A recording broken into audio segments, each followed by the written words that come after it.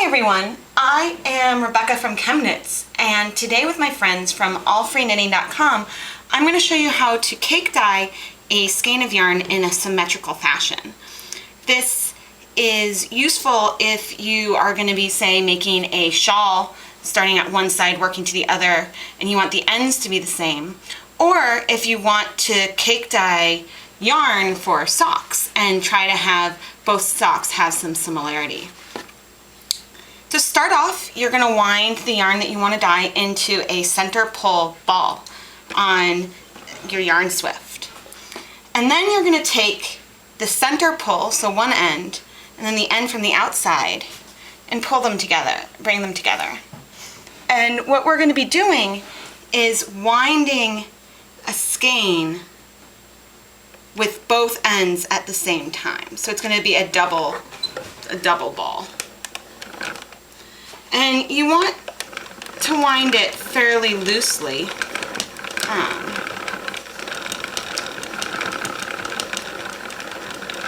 Because we want the dye to be able to penetrate the ball.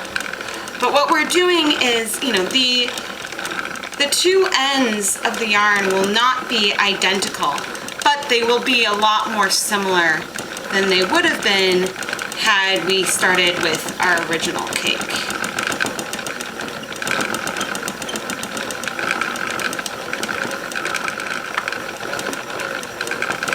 And the reason why I choose to do it this way rather than winding half of your skein into a cake, weighing it, cutting it, and then winding the second half of the skein into a cake is because little differences on how the ball is actually wound will create differences in your colorway. So if you put two cakes in the same pot, the coloration will be similar, but they will not be identical.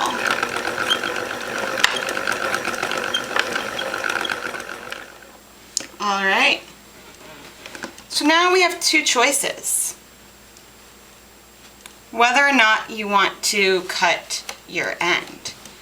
If you want to make socks and if you're either gonna knit two at a time, or if you're gonna knit socks two at a time, or if you want to use only half, this is a 100-gram ball, so if you want two 50-gram skeins, then you can cut the end right here. If you want a symmetrical colorway for your project, then don't cut the ends. But I'm going to go ahead and cut the ends. Since I'm not going to be knitting this up right away, I want to show how similar the two final skeins we get from this look.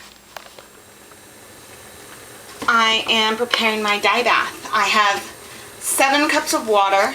I'm going to add 3 tablespoons, roughly, of white vinegar. There it is. Give this a little stir. And then for our food coloring based dye, today I'm going to use Easter egg tablets. I'm going to add 2 purple and 1 blue.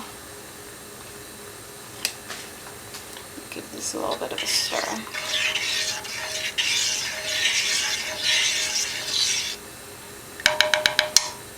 And so we're going to bring our dye bath to a light boil. I am not pre-soaking my yarn because I want to get as much of a kettle dyed effect as possible. Alright, we are at a bit of a rolling boil. I want to reduce the heat to just be a light simmer. And I have some excess water on the side in case this is not, the level isn't high enough for our nice cake with 2 strands wound together. So now using a slotted spoon, and just place the cake on and slowly and carefully add it to the pot. And I am going to add some more water.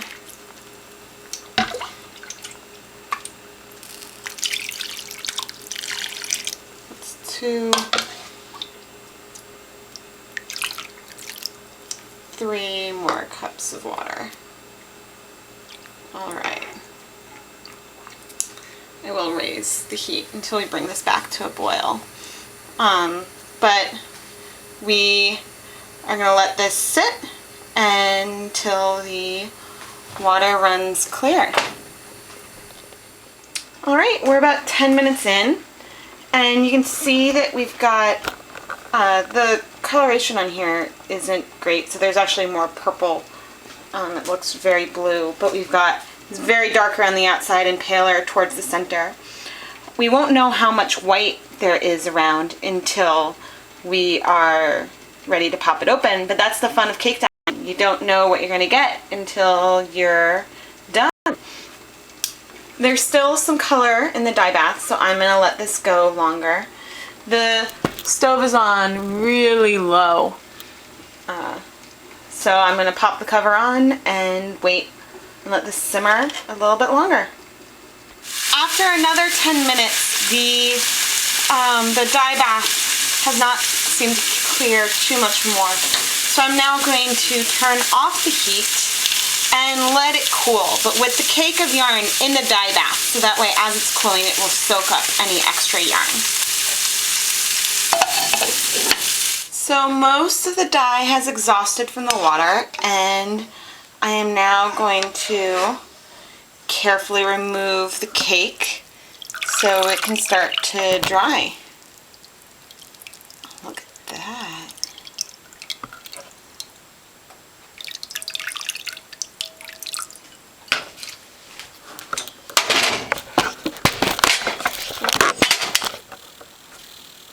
I can't help myself.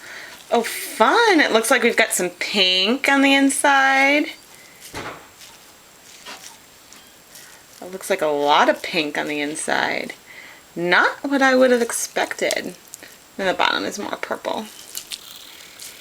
Oh, fun. Well, I cannot wait to open it, but like with other cake dyeing that we've done, we need to let this, probably should not have been messing with it so much at first. We need to let it cool completely and then wash it and then let it dry. And I'm adding just a little bit of liquid dish soap to my bath in lukewarm water because the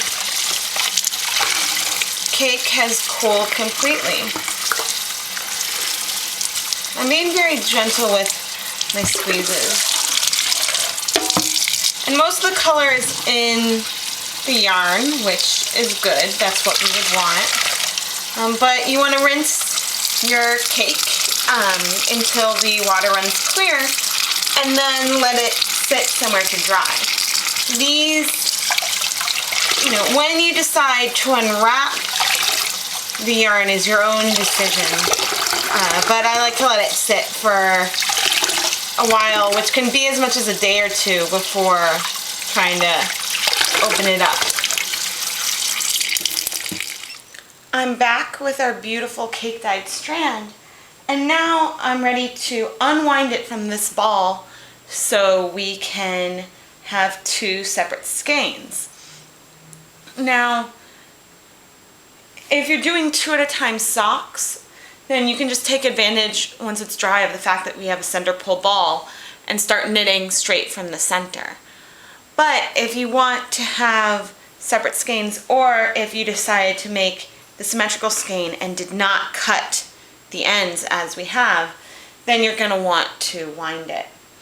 So what I have here is my homemade, Nitty Knotty. And instead of having it oriented as a Nitty Knotty normally would, I've turned the 2 arms to be parallel, more like an H shape. But you can use, 2 chairs or anything you want. And so rather than doing like the classic Nitty Knotty type shape, I'm going to wind, it's going to be fairly slow, but 1 strand around 1 arm. That rather than, lose the end over and over, I've tied pretty loose knot around one end. And now I'm going to wrap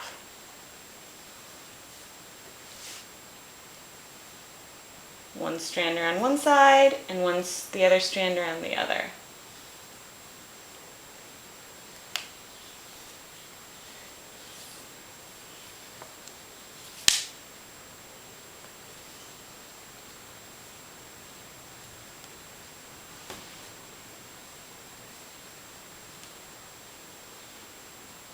And unwinding and untwisting where necessary. Let's see, it's time to do the top one a bit.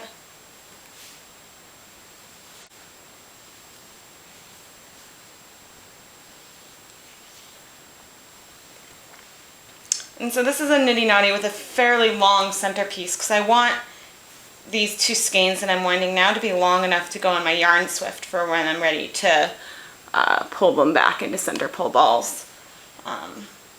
I'm partway through winding the ball and I just wanted to show you what it was looking like and the pretty variations in color that we get in our two twin skeins. And I'm not sure if I mentioned, but if you didn't cut the ends, if you wanted one long symmetrical skein, once we're done winding it, you'll have the beginning and end of the ball over on either side. And so then you can wind it into one continuous ball that you can use to knit by winding first one of these skeins and then the second. So it'll just sort it out a bit better. So here we go. I've tied off our lovely symmetrical skeins. Bottom. Now I am removing my nitty knotty. I hope you enjoyed this tutorial on how to get a symmetric or identical skeins using the cake dyeing method. I am Rebecca from ChemKnits, and this video was brought to you by AllFreeKnitting.com.